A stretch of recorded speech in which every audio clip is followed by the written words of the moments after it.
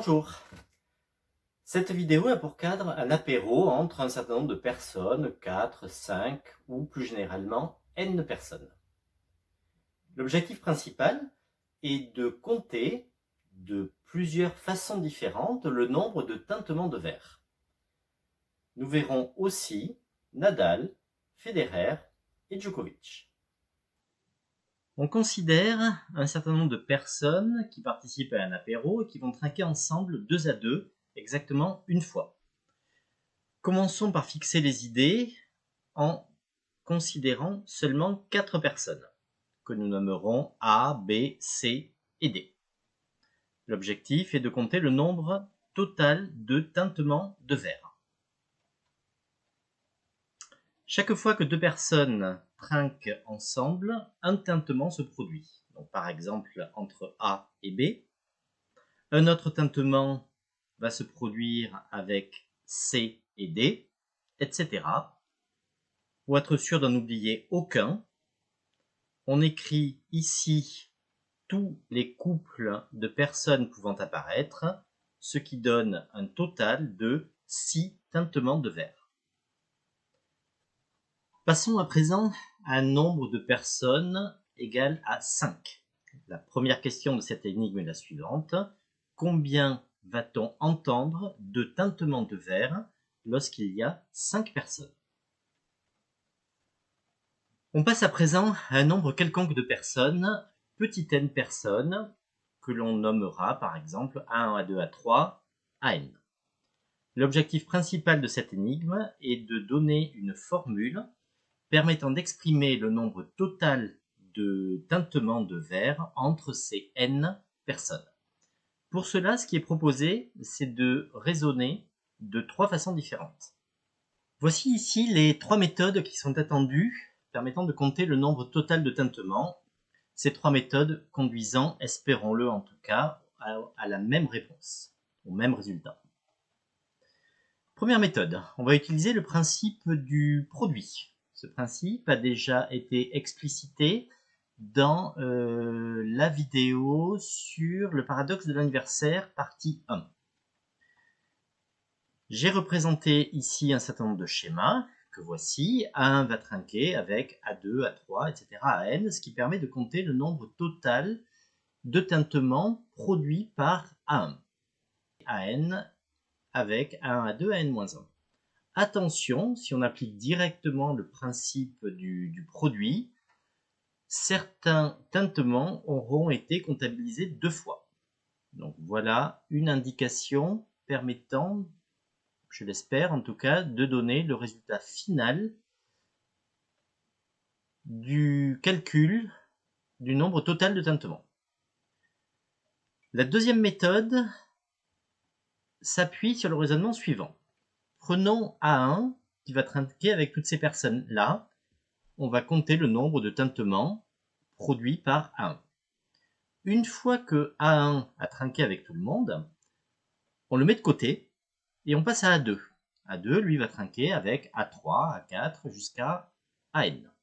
Il va produire un certain nombre de tintements où A1, à présent, a été exclu.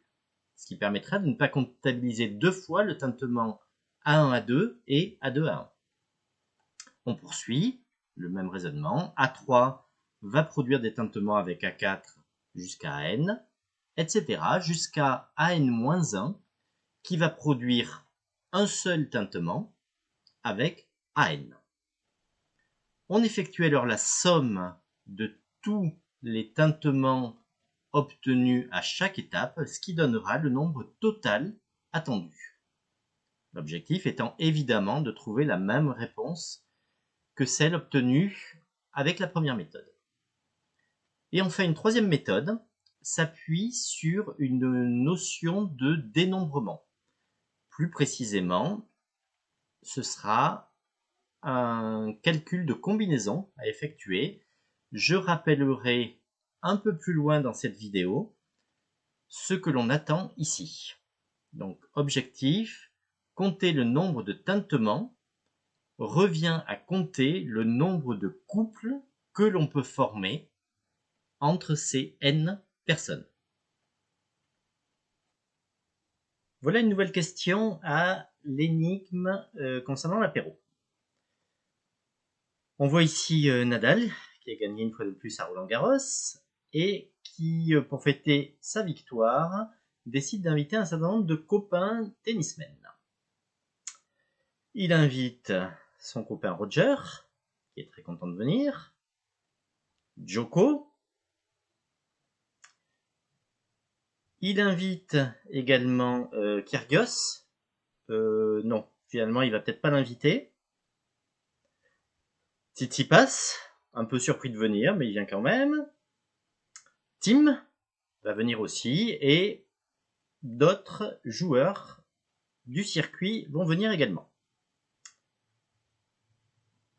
Ils passent ensemble une bonne soirée, ils vont trinquer 2 à 2 une seule fois, comme dans les questions précédentes, et on entend au total 253 tintements. La question, on s'en doute, est la suivante: combien Nadal avait-il invité de joueurs? Regardons à présent la dernière question de cette énigme. L'objectif est ici.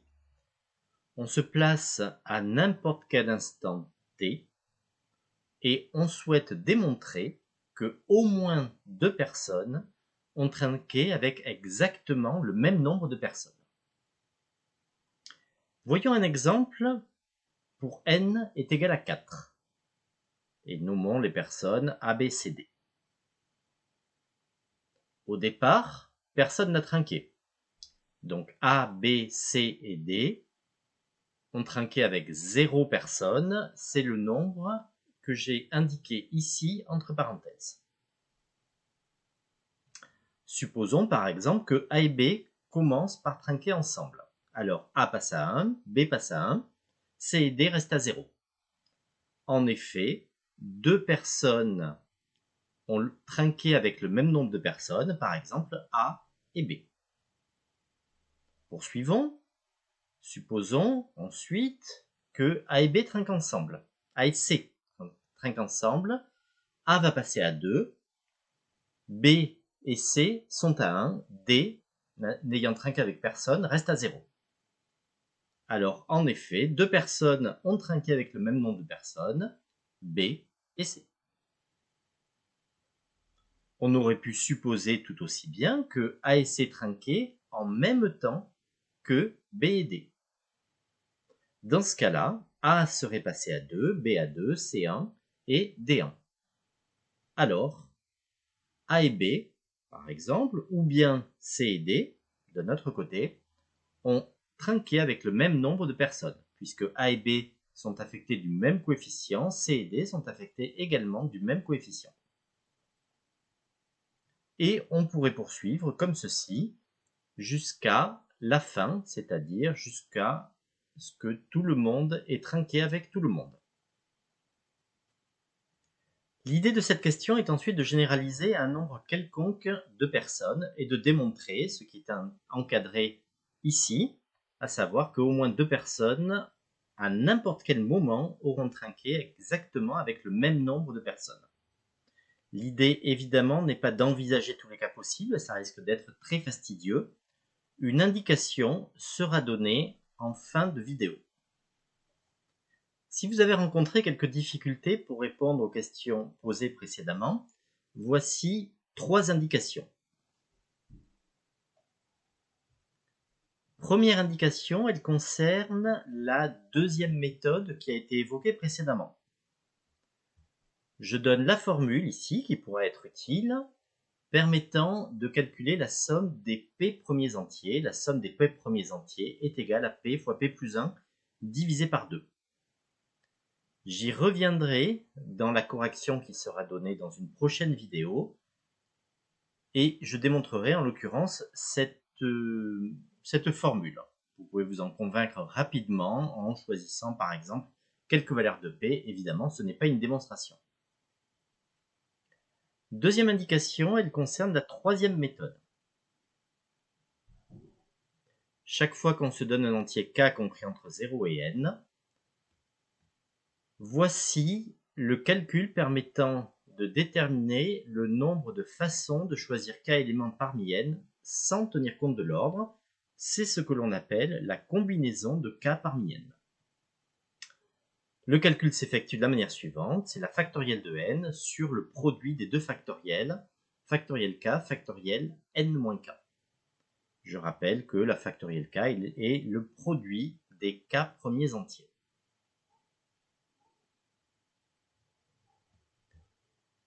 Et enfin, dernière indication, pour la dernière question posée dans cette énigme. Voici ce qu'il est possible de faire. On peut associer à chaque personne le nombre de personnes avec lesquelles elle a déjà trinqué, et ce, à n'importe quel instant t. Donc on se fixe un instant t, et on associe ce nombre-là. On peut alors tenter d'utiliser le principe des tiroirs. Ce principe, je le rappelle, a déjà été évoqué dans la vidéo « Le paradoxe de l'anniversaire », partie 1. Cette vidéo est terminée. Je donnerai les réponses dans une prochaine vidéo à toutes ces questions en m'efforçant de détailler. À bientôt. Au revoir.